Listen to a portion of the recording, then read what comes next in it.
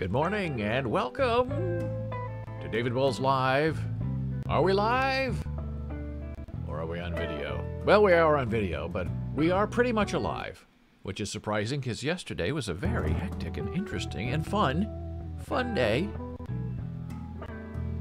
A lot of things to talk about. First of all, wearing my Nebraska shirt. Janna will be here later with her Nebraska shirt, because it's the big game, final game of the year against the University of Iowa. And the Nebraska quarterback's out. Iowa always has a very good defense. Nebraska has had a good defense. It will be an interesting game today at 1:30 p.m. Eastern Time. And Janna is from Iowa. I'm from Nebraska. But she roots for Nebraska, even though they've had a rough time these past few years in the Scott Frost era. We hope that everything will be better next year with a new offensive coaching staff. But who knows? It might work and it might not work. We're here and we're ready to try, and we're keeping the faith because we are good Nebraska fans. So yesterday we talked about several things, and we'll review some of them with you now. But when we reviewed our music streaming services, Spotify, Amazon, Tidal, iTunes, I didn't really give you a final recommendation. And I have one for you now. And that final recommendation is this, which is Amazon Music. And it's not because we're on Twitch, which is owned by Amazon. It's not because we order all of our food from Whole Foods, which is owned by Amazon. It's because after the stream yesterday, during the stream, I was offered 3 months for free of their HD Ultra Ultimate Music. And after 3 months, then charged $7.99 a month for very high quality music. Okay. Tidal, for the same thing, Tidal, charges $20 a month. So for less than half price, you can get really the same music, same quality of music that you can get up for Amazon. So I said, try it. And we were doing a lot of things yesterday, moving around, getting things ready for today's stream and celebrating Thanksgiving. So I had my headphones on and the music was playing and I was working hard, and every song that played on Amazon Music that I was testing was fantastic. Oh, hot water's ready if we can hear that. And I couldn't stop. For 6 hours it just played and played, and every song it knew what I wanted to hear. Now that is the experience I used to have with Spotify, maybe 5 years ago, where I'd plug in, sit down, and every song that they decided, I didn't have to look for a song. They would just play songs. Oh, that's fantastic. And yesterday that was replicated for me for the first time in 5 years by Amazon Music. So take that as you wish. I'm not recommending it. I don't have a referral code. I'm not trying to sell you anything. Just sharing my experiences with you about what happened yesterday. So if I had to choose to pay for a music service, at this point in time, I would pick Amazon Music. I don't know if you've noticed, but we also have a new logo. And I'll tell you why and how that was created. We actually have two versions. This is the first version, which is very simple. Outline. Created it yesterday, Boles.tv. That's our newest enterprise. You're watching it right now, weekdays, 9 a.m. Eastern. Live all across the world. Although every morning we check to see if we are live, because sometimes we are recorded. But right now, we're still live. So that is one iteration of the logo, and I thought, well, that's fine, and you can read it, and it's boles.tv, so it's functional grammatically. And I thought, well, from a design point of view, I'm not sure I love it exquisitely because it's very flat and very thin, and not just the font. How can I make it better? Well, this is what I did. I stacked it. Boles.tv, that's how you read it. You might see the dot, you might not see the dot, I don't care.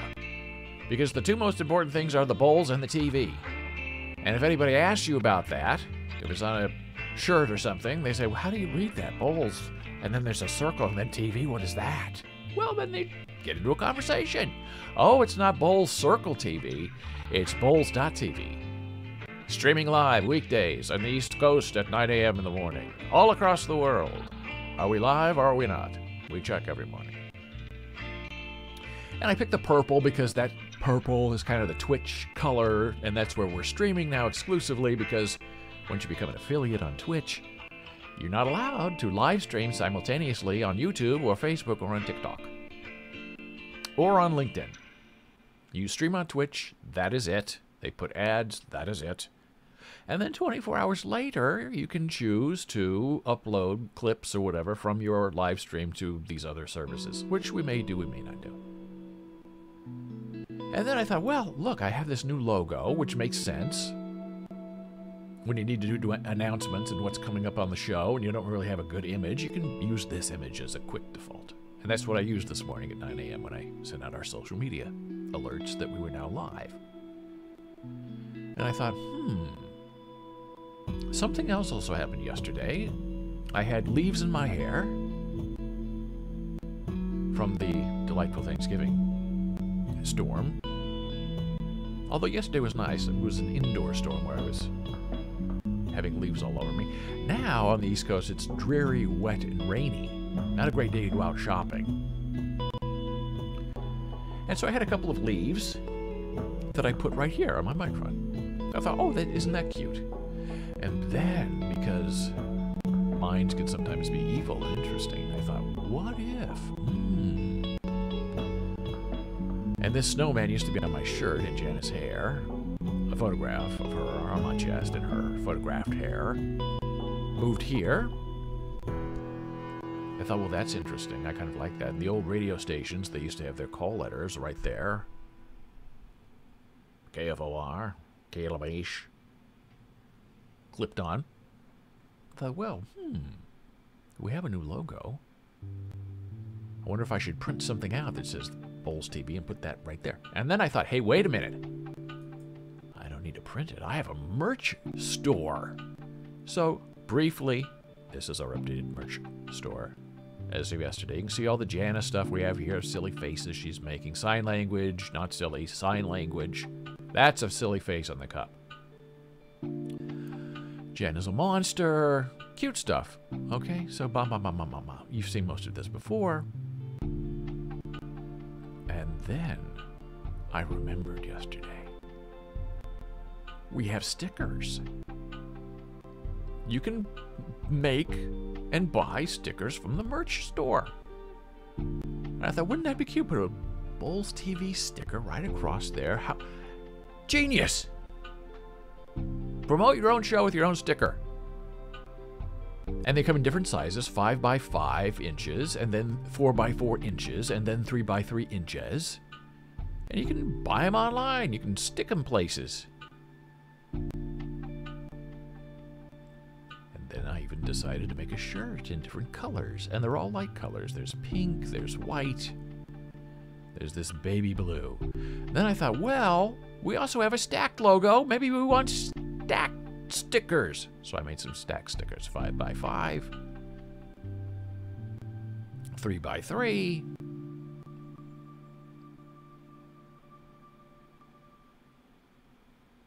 4 by 4. And then, of course, because I'm obsessive compulsive, a stacked TV, Boles TV, sure as well. Let me see if I can get you some other colors on here, see what they look like. So there's the blue, there's the pink, there's the sport gray, not gray, the sport gray, and then, of course, the always ubiquitous of white. So that's all in the merch store. That's what you do. That's how you have fun with your logos. And you don't let anybody tell you anything differently.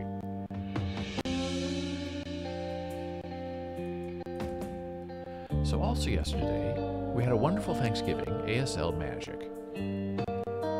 Watch it on video on demand if you can, because it's very funny. And it took a lot of time to plan. And Janna Marie was making things, and they magically appeared in my hands, and I ate them even though they were different versions of what she was actually making. Doesn't make any sense in the retelling, but watching it, hilarious. You're going to laugh and laugh and laugh. And one of the things that she created out of thin air was a cup of coffee that turned into this delicious beer that happened to be sold at Trader Joe's. And this is it. I showed you the can yesterday. I'm showing you the can again today. Saint Bernardus, cooked up in Belgium. You buy it in a 4-pack from Trader Joe's. Okay, now a 4-pack. Guinness also comes in a 4-pack. This is 11 ounces, not very much. A 4-pack of this, $15. So with tax, it's like $4 a can. And you're thinking, how can that be? How can you sell a beer in New York City at Trader Joe's for $4 each? Well, I'm going to tell you. I have recovered, by the way. This is how you do it. Yeah, that. 9.8 alcohol by volume. Now, I tell you, my friend, I'm not a big beer drinker. I'm not a big liquor drinker. But I quickly learned yesterday that 9.8% alcohol in a 11-ounce beer packs a punch. It doesn't only knock your socks off, it knocks off your pants, too. So for 2 people, 4 beers, 2 beers each, you're pretty much done for the day. If you're not a big drinker. Now, in comparison, because that's what we love to do here, let's take a look at what we usually drink when we sometimes drink. Guinness. Love Guinness. Dark, heavy.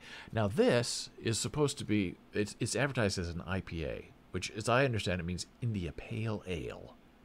There was nothing pale about this at all.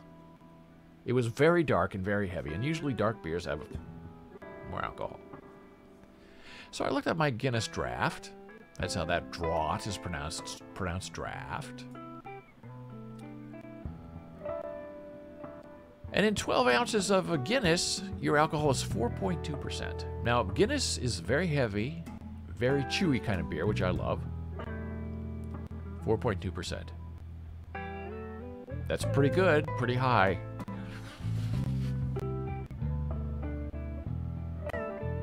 It's not 9.8%. So this little can's twice as powerful as your Guinness. You have been warned. But it was still very delicious. I'm making no complaint. I'm just sharing. Why, if I look a little strange, I still may be recovering from the punch of 9.8%. So yesterday, as we were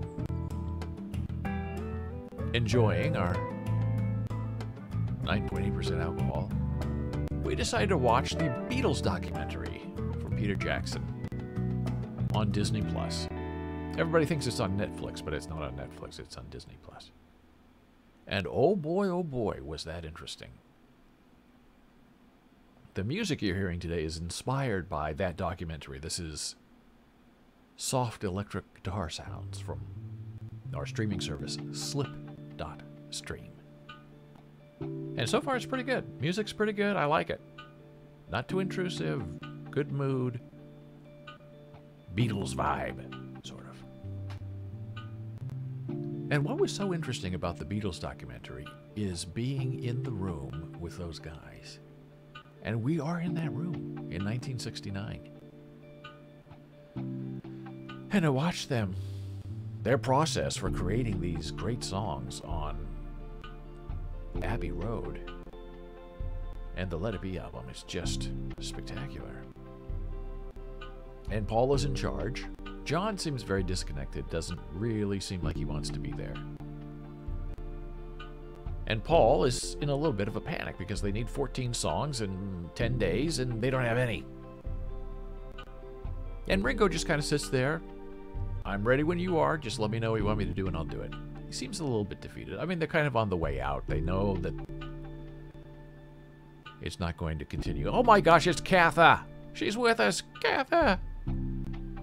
Ooh, Kath is after our taste and deliciousness. She loves Guinness, but loves Belgian even more. Well, I do too. I'm now a Belgian fan. And Trader Joe's also had some kind of other beer called Elf. And if there wasn't a misunderstanding with my delivery person, who was also known as Janna Marie, we would have had Elf and this to discover yesterday. But in some ways, I'm glad we didn't have the Elf, because I don't know if it would have survived. I would have tried it no matter what. It sneaks up on you. But the lovely Kath is here with us, which is wonderful, as ever. Very thankful for her friendship.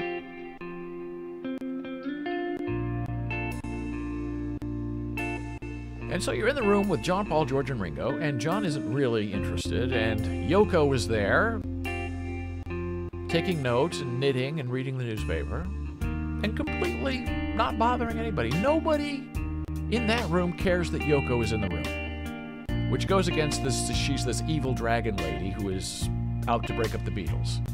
So what we've seen in 2.5 hours so far is nothing. And there's even a quote that Peter Jackson discovered that everyone had forgot that Paul had said, that he revealed a year ago in Rolling Stone magazine, that Paul said when he was asked about Yoko, saying, the Beatles did not break up because Yoko sat on an amp. So believe Paul. Paul didn't even remember he said that. And she's very charming. She's very fun. She's just sitting there enjoying her life. And John wants her there. He's very happy to have her right next to him. So what? But the most dismaying part of that first part of the documentary, and part 2 is now available, and we're watching that today as well after the football game. What's most dismaying is watching how George is treated. And at the end of part 1, he quits the band. And I had sort of forgotten that. I knew Ringo had quit the band, and then after 3 days came back. But George quit the band and said, I'll see you in the clubs. And John Lennon's response was, well, if George is out, we'll get Eric Clapton to replace him. Which I think is really kind of terrible, but very funny. Because Eric Clapton would later steal George Harrison's wife, and George still was his friend because he said, what am I supposed to do? He's my best friend. It's an interesting lesson.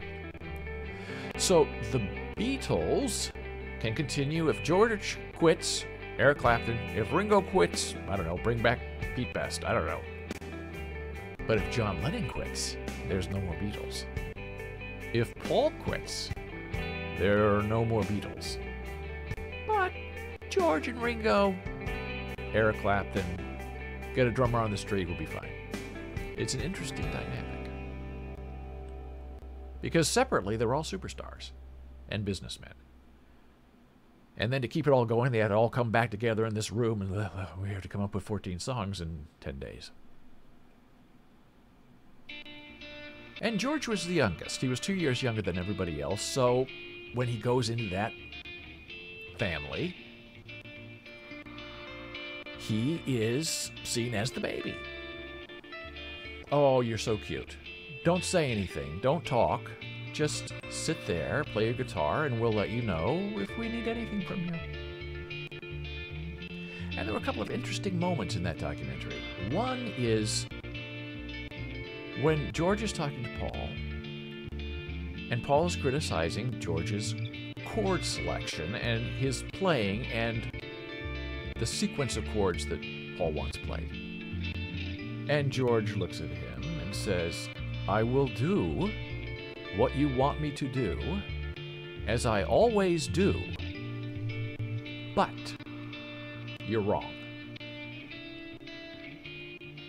Which is an opening for a conversation, like, what do you mean, George? Why don't you tell me how we could do it better? Why don't you show me? And Paul just dismisses him, doesn't even acknowledge what he says. And George is like sitting there just waiting, and there's no response. And then there's another moment when John and Paul, who always kind of sit apart, but then they come together and they both sing together, like the old times, at one microphone, taking turns. It's very early Beatles-ish. and having the time of their life. And George is sitting there on his blue pillow with his guitar, not playing, just watching them. And we're watching George. And he's very upset. And you can tell in his eyes, I believe, that he knows he will never be a part of that. And the other interesting and sort of devastating moment was when they were all sitting around and Paul is panicking because they don't have enough songs. And George brings up, hey, guys, I know it's all these songs are Lennon/McCartney, but I've been working on a few songs. I have a few songs that I can contribute since we need to come up with 14 songs in 10 days. I have a few. And he's dismissed, and they change the subject. The next day, George comes back and says, hey, I'm working on this song. It's called I Me Mine. It's based on a 3/4 waltz, something that I was inspired that I saw on television, and I wrote it last night. I'm very excited about it. I'd love to play it for you. And when he first brings that up, Paul's the only one in the room because they're the only ones who were there. John always comes in late. And so he starts playing the song, I Me Mine, rough, for Paul. And Paul's, listens. And then George is finished, and Paul kind of says, well, what was that chord?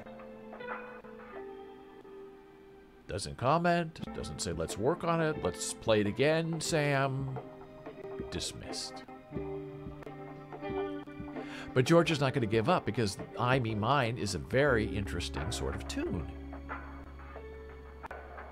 So later on, he decides to just start, I've been working on it, I'm stretching it out, I'm making it work. I'm going to play it again.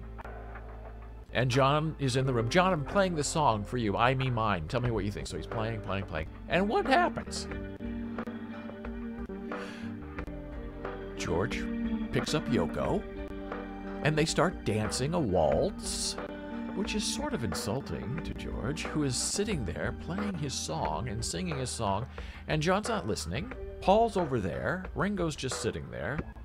And no one's paying attention to George's song. He's singing I Me Mine. And John Lennon is dancing and doing a jig with Yoko. And you can see the frustration just slowly building, and they're British and they're proper. And they don't yell at each other. They don't scream. They don't fist fight like we tend to do in America. There's just a low, boiling, bubbling of the frog. And George, in that first episode, is boiled. He's there early, he practices, he tries to contribute, and he is repeatedly ignored and dismissed. And he seems to understand that a Beatles album means John and Paul. Once in a while, you get a Ringo song. Once in a while, maybe, if you're lucky, you get a George Harrison song. And George even plays All Things Must Pass, which is an absolutely gorgeous song that did not make it onto a Beatles album, but it was his first solo album release, All Things Must Pass. It's a beautiful album. And if there's any sort of thing like revenge or any sort of artistic reconnaissance that can be done after a career is over, well, after the Beatles break up and they all go their separate ways and they all release their own albums over the years, the most highly reviewed and the most highly praised solo album of any Beatle, living or dead, was George Harrison's All Things Must Pass. It's an absolute classic. And yes, he had help from Paul. He had help from John. They were brothers. They helped each other. But it was George's album. He made the decisions of what songs were on it and how they were played and what they did. So the young brother, baby brother, got ignored in the group of four, but when he goes his own way, he becomes number one, which I'm sure had to be very satisfying for him.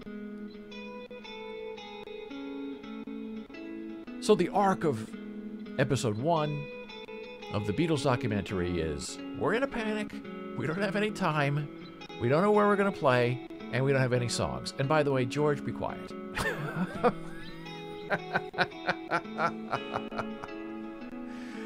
George, you got great ideas. Love that song. Save it for the solo album. The Beatles is Paul and John, not George and Ringo. And with that, my friend, we're going to take a very brief break, come back, change gears, go in a different direction a little bit. Lots of interesting things going on in the world, and some things we need to discuss and find out where we're going. And Janna Marie is going to be here a little later, 10:15, 10:30 Eastern Time, to give you a lesson in American Sign Language sport signs. And you don't have to be advanced, you don't have to be medium, you can be just a beginner, or you can be advanced and you're going to learn something, because she's going to type things in, and you can come have a conversation with her, ask a question, and chat.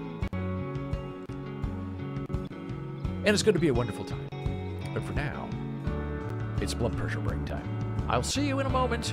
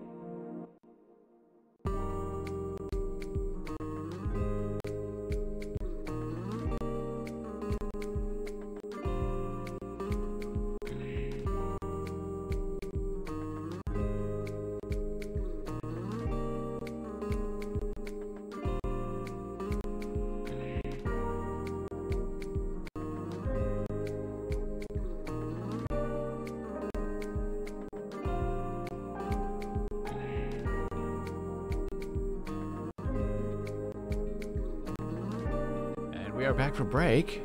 So delighted you are here with us.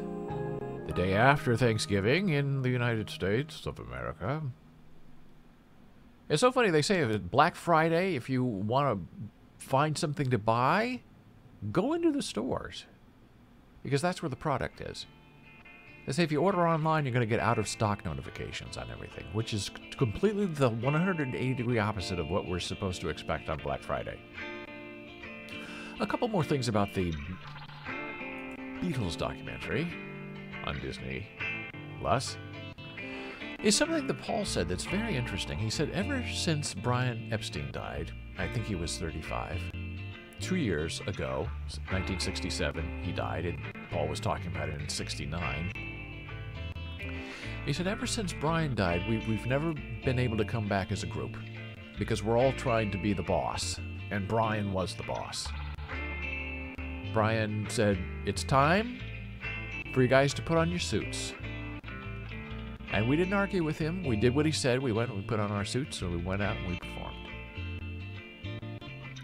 And the road manager, Maul, who's the big guy with the glasses who was hitting the hammer on the anvil for Maxwell's silver hammer, sort of played that role of trying to keep everybody together. He would take notes and said, do you want me to write down that lyric, Paul, or will you remember it? Well... So that's kind of interesting, that they weren't able to find someone that they respected enough to replace Brian Epstein. And it, as Paul kind of suggests in episode 1, it's kind of why they're falling apart as a group. Because they don't have a leader anymore. So the leader of the Beatles wasn't Paul or John, it was Brian. And what's so interesting about the documentary is, as I said, being in the room with the guys. And you're sitting there with them as if you're part of the group. And you're listening to them create these amazing songs. Mother Mary, which Paul is working on, tinkling on the piano with his girlfriend Linda, became Let It Be. And Golden Slumbers, which is an absolute beautiful song that Paul says is a lullaby. Working that out.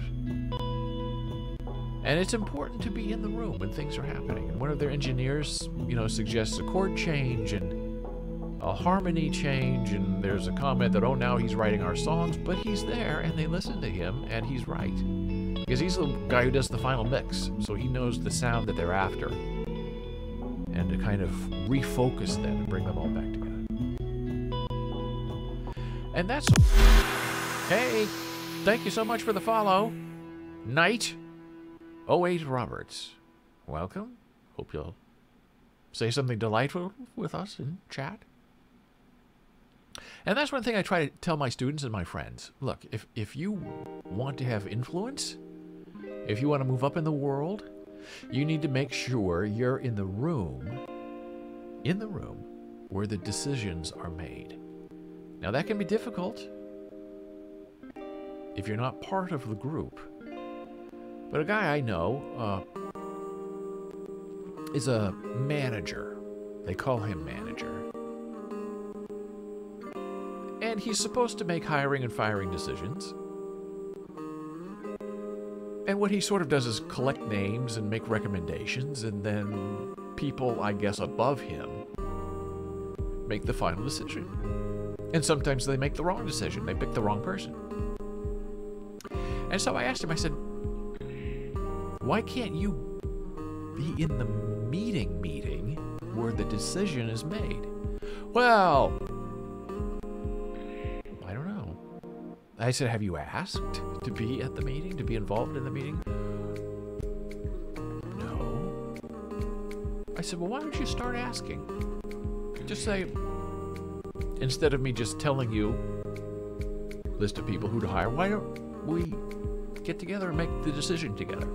And he's slowly getting there, working his way in, where he's being seen more as a decision maker than just a recommender. And that's what a lot of companies do. Oh, we'll give you an important title. You're a manager. Now, you're still not on salary. And if we put you on salary, then you're going to work 80 hours a week instead of 40 hours a week, and you won't get overtime. But you have a title now. But where's the power? Where's the decision making? Oh, don't worry about that. You're a manager now. And so I tell my theater students, my English students, my technical students, it's not enough just to have the idea, to make the recommendation. You need to do hard enough work that you are invited, and maybe you have to push your way in sometimes, to be in the room when the decision is made. And that's what this documentary teaches us. You have to be in the room with the Beatles when this is going on, and you may be dismissed, like they dismissed George. But also, they may listen to you, like their recording engineer, saying the progression of the chorus is wrong. And if you do it this way, then it will end. And if you don't do it that way, you're going to go around in circles. So that's my recommendation for the day. Be in the room. And it's not an easy thing to do because the room is very small. And in the case of the Beatles, really, there are only 4 people in the room that matter. A couple of tangential people there watching, some of George's interesting friends. And Yoko's in the room, too, but she's not saying anything. She's just happy to be there. And same with Linda. They weren't married yet. They were just dating in '69. Then they were married for, what was it, 38 years before she died? Oh, sad stuff. So, what else is happening in the world? Well, there's one thing that's just happened on my break. There is a terrible smell coming from outside, and it smells like a pig farm. And we have the windows open because it's rainy and it's cool and it's sort of nice. But every once in a while, you get this terrible smell. I don't know if it's a garbage smell or what, but it reminds me of the Midwest in Nebraska. Driving on the side roads and you go by a pig farm, it's a smell that makes you gag and cough. And you wonder why and where it's coming from. And I'm wondering the same thing. Where is this terrible smell coming from in New Jersey? There are no pig farms around here. But it does take you back. And I'm wearing my Nebraska shirt, so maybe that's part of it. But another alarming thing that's going on in the news today is this. And I don't want to scare you, but we can still have a conversation. There's a new COVID variant that's coming after us. And this one has the delightful name of B11529. Now, what's a 529? Well, it's a tax thing in America, which is kind of funny. But this new variant is in South Africa. And it sounds sort of nasty. And some of the doctors are saying, oh, no, there are always variants of coronavirus. This is not a big deal. I'm not so sure. Here's what we know so far. What's different about this variant? Well, it carries a high number of mutations in its spike protein. Now, that's bad right there. That's why people have to get vaccinated, because if the whole world is vaccinated, then there's no way to get in. But if we have a certain amount of people who are never vaccinated, wherever they live in the world, and they get infected with one variant, and then they become infected with another variant. It becomes this vicious circle that encompasses other people who are vaccinated because they're not vaccinated against this new variant. So you have to turn things around and say, wait a minute. What are we doing here? Why aren't we helping each other instead of fighting each other of who wears a mask and who doesn't wear a mask? Researchers are trying to determine whether this is a more transmissible, more lethal than previous ones. Where did this new one come from? Well, there's only speculation. One scientist at UCL Genetics Institute in London says it likely evolved during a chronic infection of an immunocompromised person, possibly an untreated HIV/AIDS patient in South Africa. South Africa has 8.2 million people infected with HIV, the most in the world. Oh boy. See, so it all relates. You don't fix one thing, something else gets broken down the line. You don't protect people from HIV and AIDS. Oh. They're in a poor part of the world. They don't need medication. They don't need to be healed. Okay. So they're vulnerable to this new COVID variant because they have HIV and AIDS, and now look what happens. We have another pandemic. The Beta variant, a mutation identified last year in South Africa, also may have come from an HIV-infected person. Oh boy. How widespread is this new variant? As of Thursday, there were almost 100 cases detected in South Africa, where it's now the dominant strain. That's not good for the world. On the news today, Dr. Fauci was said, is this new variant in America? That's all we care about, if it's in America or not. And Dr. Fauci said, how do I know? Maybe, probably, but I can't say. We don't know. We don't have anything definite, but if you're not testing everybody, even asymptomatic people, meaning people that don't have symptoms, you have to test them along with the sick people so you find out where it is. If you're only testing sick people, you only know that you're only confirming that the sick people are sick. You have to know if the asymptomatic people who are not sick, if they are carrying the new variant or not. But oh no, we don't believe in that in America. Don't test me if I'm not symptomatic. Early PCR tests showed 90% of 1,100 new cases reported Wednesday in South African province, that includes Johannesburg, were caused by the new variant. Oh boy, that's concerning. In neighboring Botswana, officials reported 4 cases on Monday of people who were fully vaccinated. It's not over. In Hong Kong, a traveler from South Africa was found to have the variant, and another case was identified in a person quarantined in a hotel room across the hall. What's the reaction? Well, news of the variant roiled markets on Friday, with travel-related stocks in Asia among the biggest decliners. How worrisome is this? Well, it's too early to say. The World Health Organization said there are fewer whole genomic sequences in the new variant available. Viruses mutate all the time. What are we going to do now? Well, the WHO, in a meeting on Friday, said it will take several weeks to understand this new variant. If the B11529 is found to be a variant of global concern, it will receive a Greek letter name. Under the WHO naming scheme, likely the letter NU. N-U. Governments will likely also be taking action on border and travel controls in response to the new variant.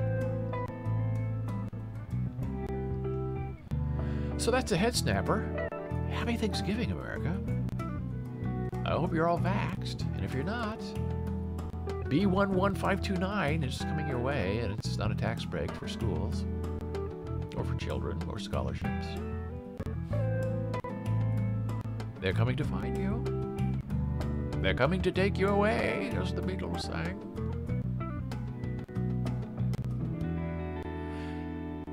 And now we take a little turn from vaccines and COVID and mental health. And it is sort of a mental health issue, because if you refuse to get a vaccine and you refuse to wear a mask, I humbly submit that there is something wrong with that person, either behaviorally or intellectually, where they think that they know more than the doctors. And that kind of mental health issue does affect the rest of us who are trying to get along and protect ourselves. And this very sad and alarming article appeared yesterday that I want to share with you. Army whistleblower's lonely death highlights the toll of mental illness. And if you look at this guy, he's in his full uniform. And I argue, if you're a sensitive person or someone who is aware of depression and concern and heartache, it's difficult not to look at him and see a tremendous sadness in his eyes. And I don't think this is any sort of bias control. I mean, you look at the picture and you can see the guy is sort of smiling, but his eyes are very sad. And he had good people around him who knew he needed help. And sometimes he wanted that help, and sometimes he did not want that help. And in the end, he did not get the help that he needed, and he died. Ian Fishback saw the world as cleaved between the just and unjust, the exemplary and the erring. A scholar athlete from a small town in northern Michigan, he chose the military as his path toward a principled life. And when the Army failed its own credo during the war in Iraq, he persisted in making the truth known. Major Fishback, who retired from the Army, died last week in circumstances still unclear, alone and broke in a group home, convinced he was being persecuted by the very forces he had once embraced. He was dead at 42. And so this article goes on to explore the nature of mental illness and how it's handled. And yesterday we discussed Jeffrey Epstein and his suicide in jail and how people think it's a murder, but when you look at the facts, it's very clear that he killed himself. His cellmate right next to him heard him shredding his bed sheets to make a rope to complete a noose. And here's another person crying out for help, trying to get help.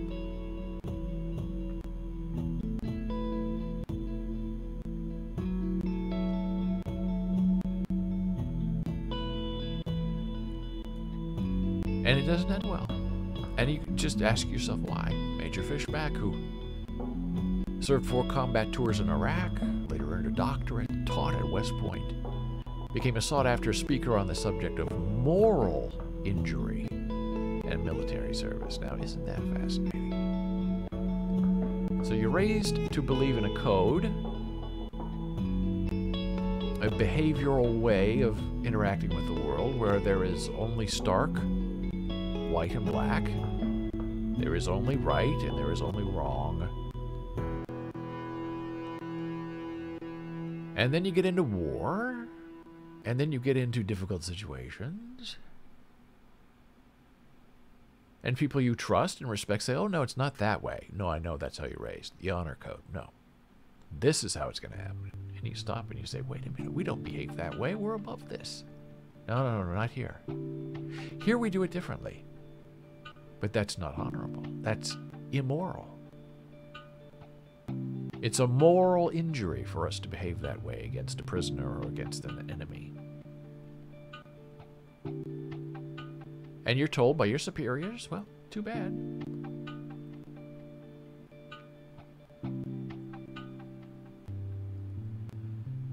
In recent years, Major Fishback also had paranoid delusions, and deep depression. It is, Katha, it's a very, very sad story, an unnecessarily sad story that didn't have to end this way.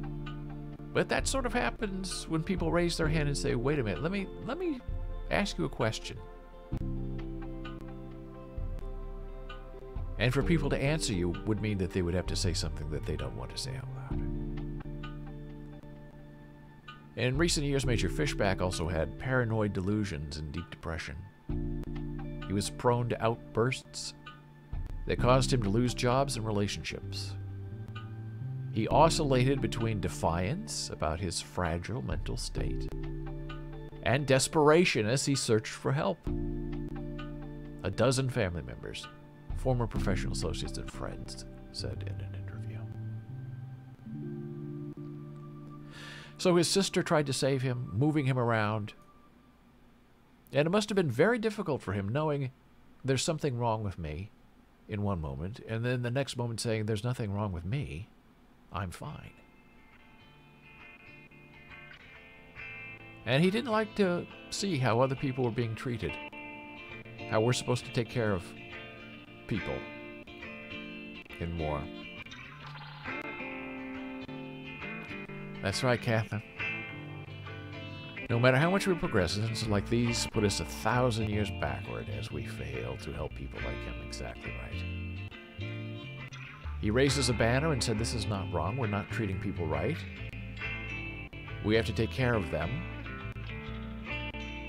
And instead, we don't.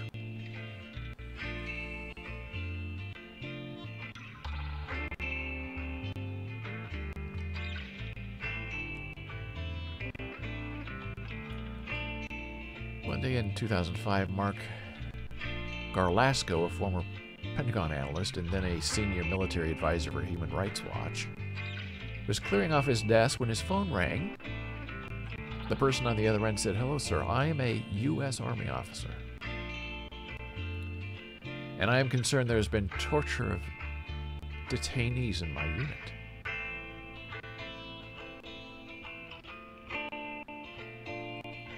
And so he tries to get help for these people, tries to set it right, and he gets ignored. And he leaves behind a wonderful family.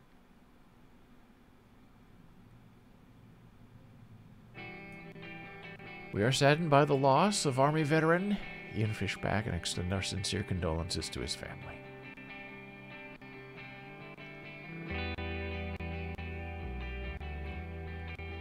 And during a panel discussion in 2015, Major Fishback spoke about the notion of moral injury in war and the toll that comes when you're in a situation where you have to watch your back, so to speak, with the people you're supposed to be able to trust and try to navigate that over time. Trying to maintain your own virtue, if you will, in the face of a really bad situation is very challenging. And that's a very good lesson for us. We are not better for the loss of Ian Fishback. Now, there's also another sort of mental decay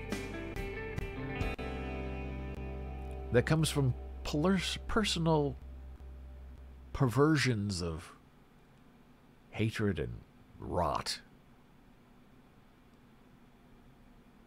And we see it in this article, where an off-duty Newark, New Jersey police officer hit a pedestrian with his car, killing him on the side of the road, went back, circled back several times with someone else in his car, did not call 911, did not call emergency services. They didn't know what to do. So the third or fourth time they went back and saw the body was still there. They picked him up and put him in the trunk of his car and drove him home, to his home. Not the person who died's home, but to the police officer's home, with a dead body in the trunk. Now, what kind of moral decay is that? He's supposed to be a police officer who's sworn to serve and protect, not go out there and kill people.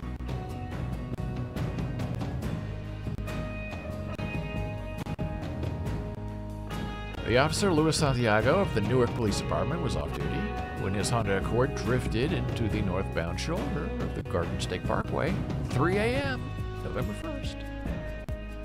His car struck Damian Dimka, a nurse from Bergen County. Nobody called 911. They didn't know what to do with the body. Went to his house. Talked to his mother. Didn't know what to do. Asked Mom. Get the body out of your trunk. The prosecutor's office said Mr. Santiago eventually returned to the scene, reporting that his son had been in an accident. Mr. Santiago's father, Lieutenant Luis Santiago of Newark Police Department, called 911 at some point to report his son had been in an accident. When the state police arrived, they found Mr. Dimka's body in the Honda's back seat. He was pronounced dead at the scene around 4 a.m. So it makes you wonder, where do these people come from? How do they survive in the world with that kind of attitude? I ran you over, and you're dead, but it's your fault. Get in the trunk. It's mystifying. And as Katha said, we are moving backward. And we hope for the prosecution. But you wonder, why do you even have to prosecute somebody like this? Why does it even happen in the first place? If you hit somebody, it's an accident, call and get help. Especially since you're a police officer, and especially since your dad's on the police force. You know you're going to get preferential treatment. But no, you think you're above the law. You enforce the law. But you think you're above it, and it doesn't apply to you. And the person in the car is in just as much trouble because they became an accessory to this sort of manslaughter, homicide, murder, whatever they're going to charge them with. Because that person didn't call for help either. So that's good that the law is there to enforce proper moral behavior. But it also puts a lot of fear in the rest of us. These are people, or the police, out serving and protecting us. And then when they're on their own time, they run over people and hide the body? It's dismaying stuff. And now it's time for a small blood pressure break. Janna Marie Sweeney is coming up soon with a fun ASL lesson in American sports. Back in a moment.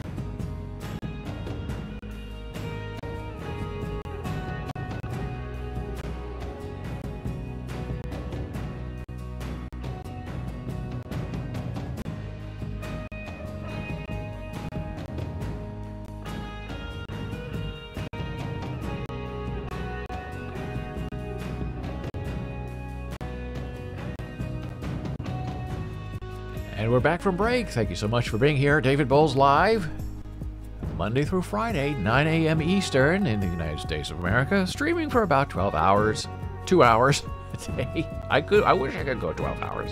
It would be a very interesting conversation. Now, I've had something right here since the beginning of this stream that I keep meaning to show you. And then I get distracted by morality and immorality.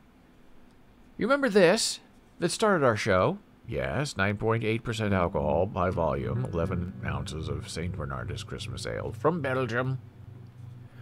Well, here's the best recovery tool to that the next day, and it is this, also from Trader Joe's.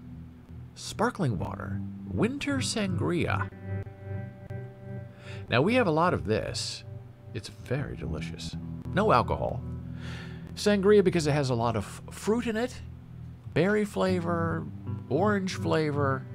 It really does sort of taste like sangria, but it's water and it's seltzer and it's flavored and it has no calories and it will not harsh your reality. Trader Joe's. Hard to find. Very popular. Winter sangria. Not to be confused with the fall, spring, or summer sangria. If they even have that. I don't know. But it's very delicious.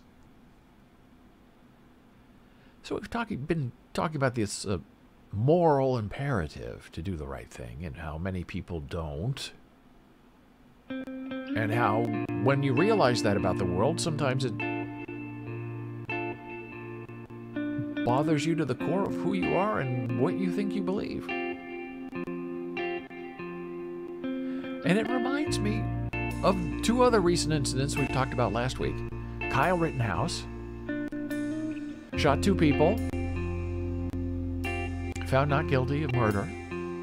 However, after that happened and he was assaulted and he shot back, or he shot, whatever, Kyle did get up and go to the police and put his arms up and surrender. Now, the police didn't treat him, as they would probably treat a person of color in that same situation with the same gun. But at least he didn't run away. Kyle didn't take the people he shot and wrap them up and try to put them in the trunk of somebody's car. He did do the right thing. Immediately after what happened, he went and told people what happened. And the other case that just finished, the Ahmaud Arbery case, where 3 white men chased him, a black man, and ended up shooting him with a shotgun. And one of those guys who shot him, I think his father, his family's in the local police department. So again, above the law, doesn't think it applies to them. They will hand out the justice as needed. Even if it's in immoral kind of justice and law. It's unfortunate. And the most interesting thing that caught those guys in the Ahmaud Arbery case is they were free. They shot him and the police said, "Oh, we understand. That's been going around a lot here with those black people running in the streets and going into people's houses that are being built, and we understand." They were in the clear. And then one of them videotaped it, released it, I think, to a local radio reporter, television reporter, and said, "Hey, here's the video of what really happened, just to show you that we were in the right." And without that video, they never would have been convicted, because they were the only remaining witnesses to what happened. But then when you have a video witness, everything changed, and it did. And because of that video that one of the defendants released, they're all found guilty of murder. Life sentences. In store. So you think you're safe, and then you get hubristic, and you think, well, I can really make myself extra safe by providing evidence of what I think exonerates us. But it doesn't exonerate you. It makes you look more guilty because we have on record exactly what happened. Oh, no! I'm sure all 3 of those guys are just, we got away with it. And then we had to be smart about it. Because they discussed, all three of them discussed releasing the video. Oh, of course. The video helps us. He's a black guy. We're white guys. We don't do anything wrong. We're just here enforcing justice. And one of the interesting defenses that they used is, oh, we were making a citizen's arrest. We believed he was running from a crime scene, so we were doing our good duty and arresting him.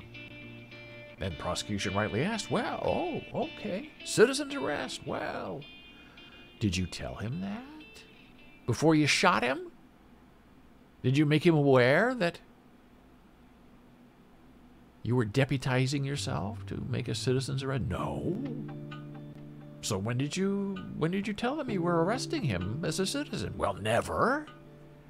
So it's only in your defense of the after effect of after shooting him that you now say that you were making a citizen's arrest. Not self-defense, but a citizen's arrest. Yes, that's right. He said it on the stand in open court. Yes. Citizen's arrest.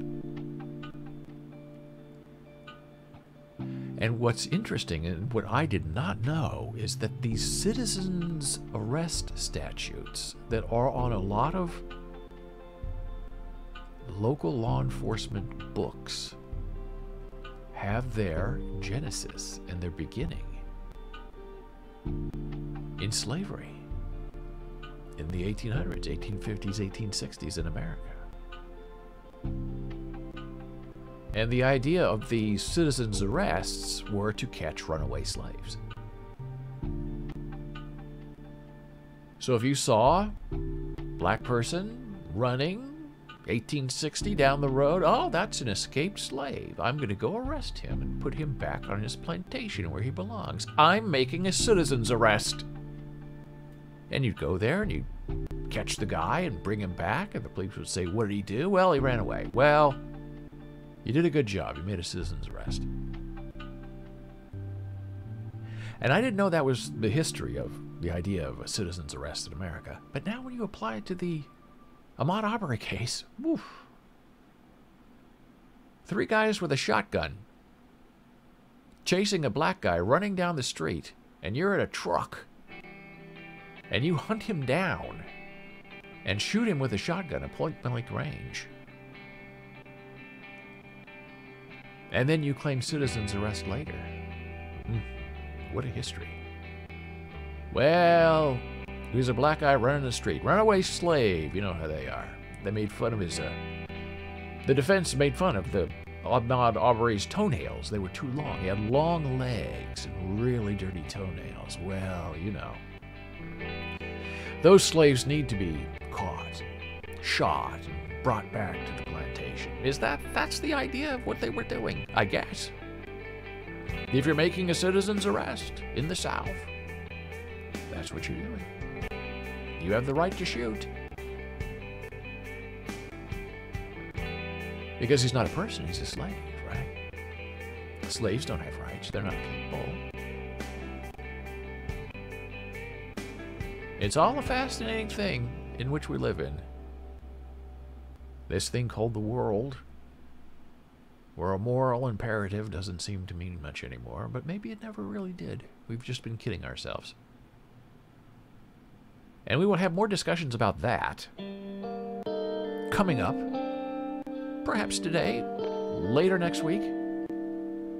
But right now, we're going to take a very brief break and get the lovely and talented Janna Marie in here to change the topic entirely and have some fun with sports signs in ASL. She's going to teach you. These are very visual, very fun signs. I'm going to turn down the music and put on her splash screen. So she's going to be coming in, and you can ask her questions and chat, and she will type in what the sport is, and you can learn it. It's going to be fun and interactive. And it's coming up next. I will see you very soon.